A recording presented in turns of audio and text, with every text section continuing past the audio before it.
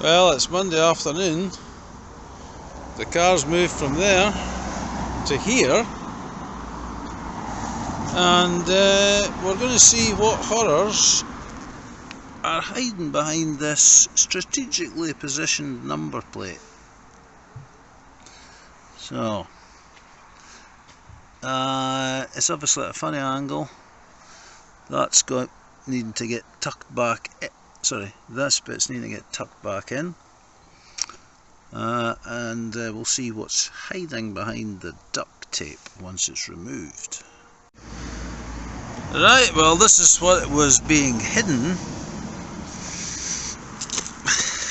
I've got it set, I've got the bottom end set, don't touch it. Oh, is that one tucked in? I've got it there now, so I could just glue it. Right.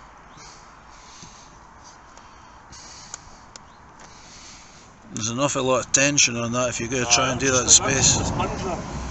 Yeah. So what do you call it? The grips will fucking keep at it.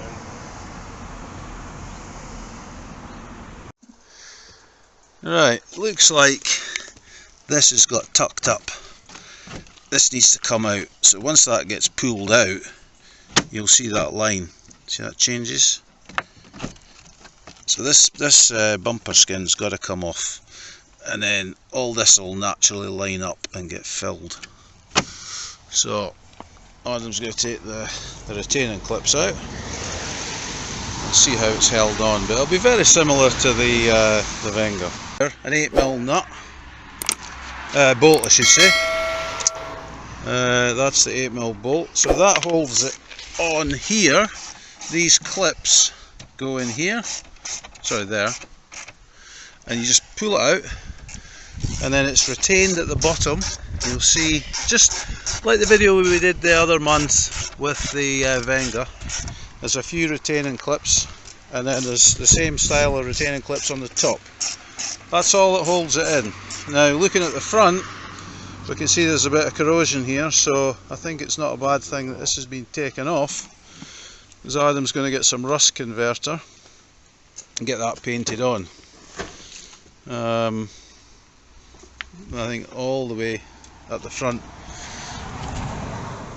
So, and then get a bit of black paint or something on it, or under seal, whatever it takes to make that look a bit better and preserve it.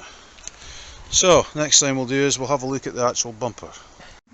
Right, so this is the back end of it. As I say, very, very similar details to the Wenger. So we've got these clips. I think you bring these up and fold them, or squeeze them, and then they pop out. But anyway, Adam, my handsome assistant, will demonstrate by getting in front of the camera.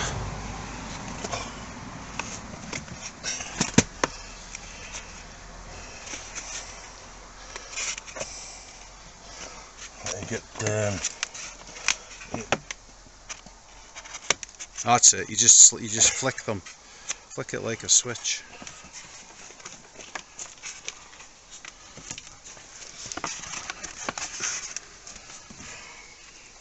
Right, I'll get in. Camera's assistant is going to show you what you do. So you've got this like blade, and you just push it down, and then it goes flat. So go back to there. So you've got it like that. Push it so it goes flat, and then it'll pop off. So here's the back end of it. Doesn't actually look too bad, but are you still video? You can see we've got a broken bit here we need to pop out. So there's these tongues, we need to pop that out, and then once we get it like this, which obviously is popped out here as well, it should actually go back quite naturally into its original shape, hopefully. Fingers crossed. So it looks like it's quite salvageable. Adam's just removing the fog lights. It looks like you can actually remove this without taking the fog lights out. However, this fog light mount here is bolted over the black plastic, so you really need to take this out, as far as we can tell. But I think this should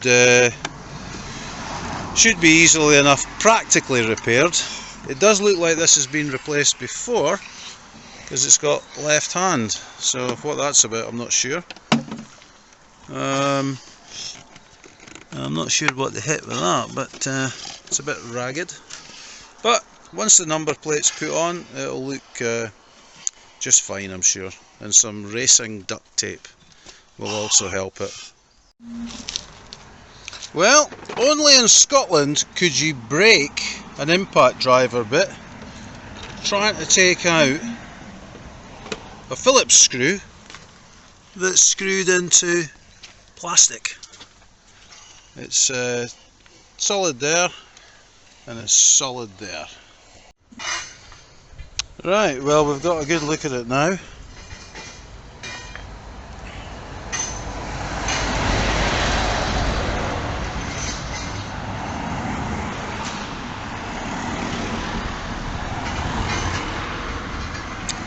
So, Adam's thinking about stitching it with his plastic stapler thing. It's like a heat gun. But it should look fairly presentable. I'm not worried about that. But it's very surprising about those screws into plastic that you can't get out, and it broke the drill bit, which is absolutely bizarre. But yeah, this should go back into shape and be quite acceptable until such time that hopefully a cheap front bumper comes along. Alright, so we're just pushing this together and we're slowly stitching it. Adam's got his heat gun there, and you get these, well, you can see them there, these little staples.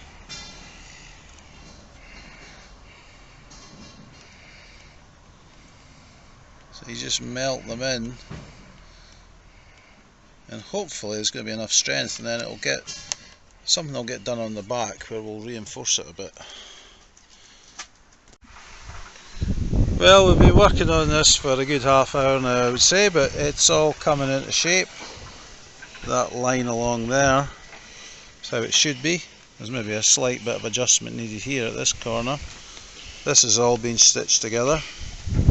It's using this plastic heat gun thing, whatever it's called. Stitching it together, and then the plan is to use some sort of resin at the back of this to hold it in place. So anyway, it's definitely taken shape. And it's even a lovely day.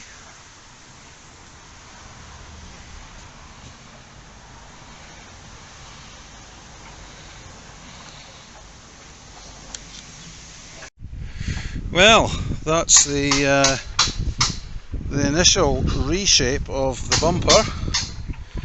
Compare what it was with that big bit.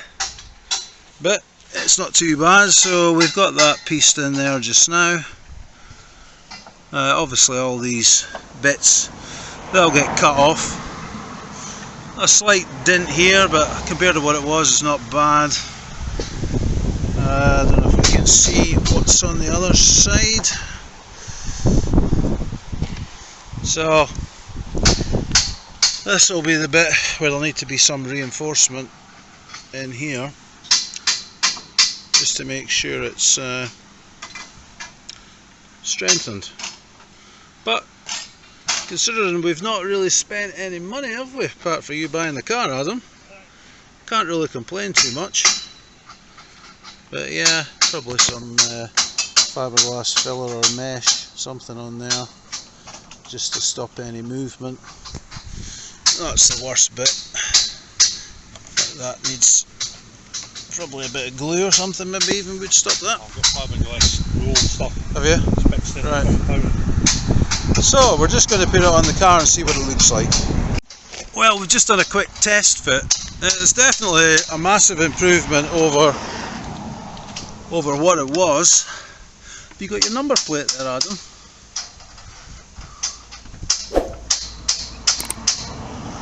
I think a used bumper is probably 180 up to 200 these days.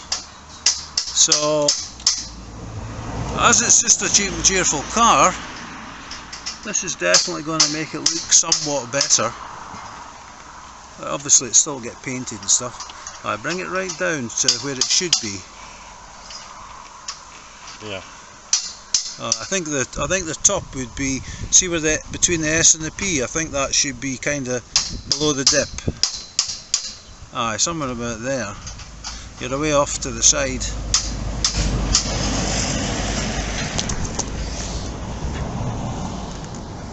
So, you hold it there. So, the only bit we really need to worry about is that right hand side bit, and the bit underneath that was a funny shape, that'll not be seen anyway. But yeah, I think that's been alright. Not too bad at all. Here's just a wee extra bit. See this Halford's Advanced? Sorry, that's the bit there, isn't it? Halford's Advanced. That plastic screw in, obviously a metal screw, but it screws into a plastic insert. It broke the head off a Halford's Advanced screwdriver, which I've never had that happen before. But anyway, that'll get replaced. Well, I had a long phone call there, and during which time Adam has removed the rear light. So he's given that a wee bit of sand down. He's removed the Eid. He's not a Muslim though, it's not Eid, but it's Eid. So yeah, that's going to have a wee bit, I think, rust converter needed on there. And then hopefully it'll be, at least it's not right through. There's no sign of it on the inside, is there? No. Can't see it because you didn't hit it to the panel. Oh right. Just 2 bolts. Oh well. There. That was quite handy. That's your fingers. So Adam's pal's got some rust converter, so get that on there, but I guess buff it down a bit further, and that shouldn't be too bad.